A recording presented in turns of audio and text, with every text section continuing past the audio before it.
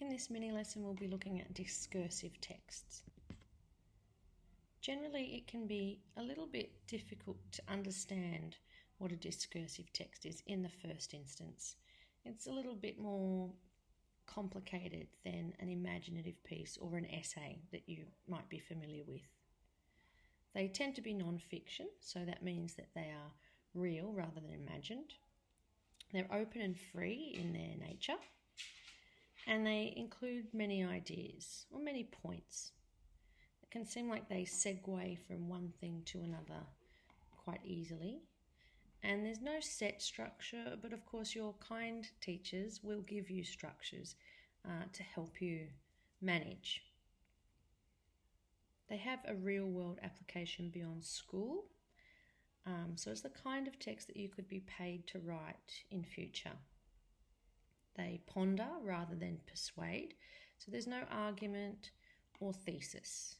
Though sometimes, on a rare occasion, you will find a discursive text that is really trying to subtly put across a particular point of view.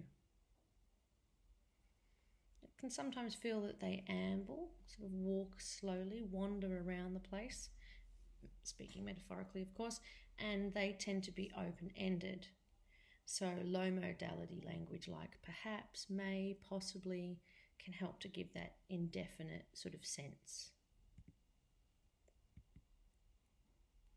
Often we talk about the hybridity of the discursive text. So it kind of feels like a couple of different text types all mishmashed together. So on the one hand, they can aim to inform you whilst also entertaining you. They can at one moment use formal language and then also use informal language. The style can seem really factual at times, so relying on info, stats, research, and then at other times it might be quite imaginative, using figurative or beautiful aesthetic style. The tone can be serious, as well as light-hearted or humorous at times. And you can also have a range of really interesting cultural references. This is where it becomes entertaining and interesting. So, for example, you might use what is snobbishly called high culture, things that are sort of sophisticated in inverted commas, like art, theatre, literature. And then you might also include popular culture, or what is called low culture sometimes, again in inverted commas. So things that have a broader appeal to a mass audience, Hollywood films, television programs, and so forth. When you're writing your discursive, you can comfortably assume that the audience are going to be educated, that they're going to be curious about the world. They may be professionals who have a wide variety of interests, and very likely that they'll be socially aware of what's happening in the world, and a knowledge of various types of culture, popular and high culture. To ensure that your discursive texts are expansive, that means they cover an interesting sort of scope of information and ideas, it can be useful to check that you've got these three levels without being too prescriptive or worried about this. The micro, so you've got your individual level. So using first person, including maybe personal anecdotes, and then you've got your mezzo, the midsection, the group. So including various groups and their ideas about different things. And then zooming out even further, you've got the macrocosm or the macro level, where you're looking at things from a social point of view.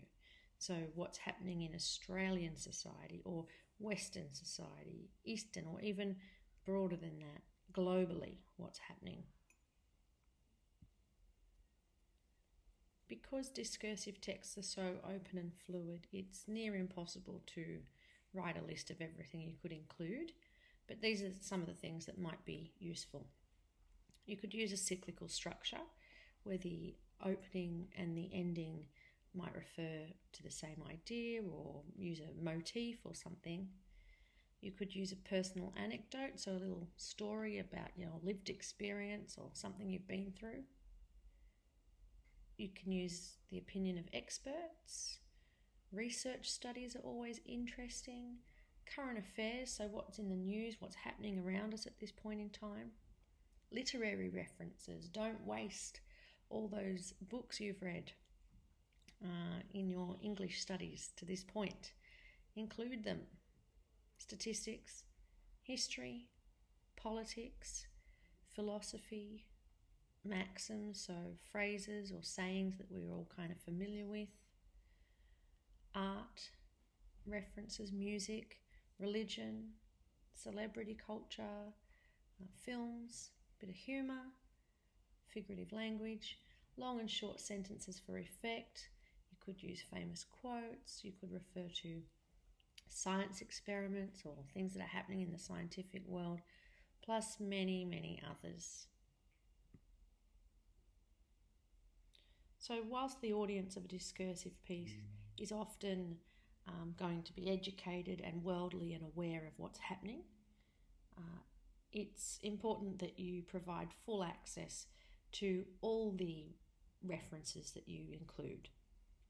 So if you wanted to make reference to Taylor Swift, you wouldn't assume knowledge of her, that the person reading knows exactly who she is.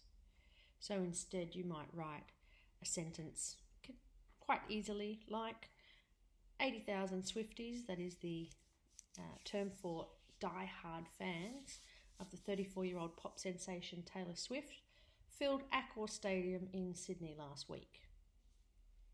So even if it's grandma who's reading it and she has no idea about Taylor Swift, from that little sentence we've got an idea of her popularity and her age and so forth. Now it's going to be your turn to write your own first discursive piece. It won't be perfect, and that's okay. We're just trying to get a sense of what is a discursive piece. And there's no better way than to have a go yourself. So choose one of those topics that's on screen now, or one that you have a passionate desire to write about. It's often useful when you're starting to get your senses for the discursive to just choose one word. Later on down the track, you'll be given complex sort of stimulus pieces. But when you're beginning, it's just useful to choose like an abstract noun, like jealousy or beauty, things that are difficult to touch, just because they are broad and there's lots that you can go with, and it will help you see just how expansive the discursive form can be. So once you've chosen one of those, perhaps write it down.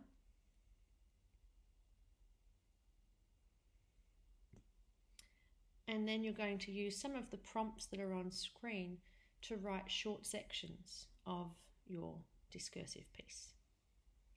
So we're not going to worry about order at the moment. We're only worrying about just writing 2 or 3 sentences. If you get on a roll, you can write more, of course, about those things that are prompted on the screen. Can help to begin with the personal, just to get your gears into motion. So like a personal anecdote perhaps. It can also help to use the internet to research things like famous quotes or research that's been done, say in jealousy, or say if you're choosing if you're choosing nature, you could go for art that depicts nature in all its beauty. If you were looking at spring, you could refer to all sorts of things, like you could refer to the spring collection of Kim Kardashian's latest makeup line.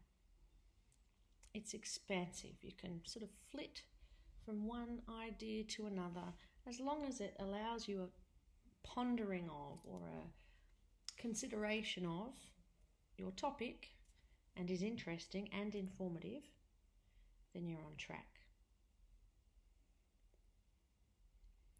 Once you've got your various sections written up, maybe 6 or 7, you'll know when you've got enough. then you'll put them in order. You can even cut them up actually and change the order if you're writing by hand. And it'll come to you. You'll see, oh yeah, that sort of flows there onto that, and that should be up the top, and that makes sense to be underneath there, and so forth. So don't worry about order when you're writing the discrete little sections. Just focus on that little section. And then once you've cut it up and put it in an order, you'll add little linking words or little segues that help the whole piece flow from one thing to another. Then you can type it up and give it to your teacher for feedback. And you've already written your first discursive, so very, very good work. More HSC English resources can be found in the link in the description.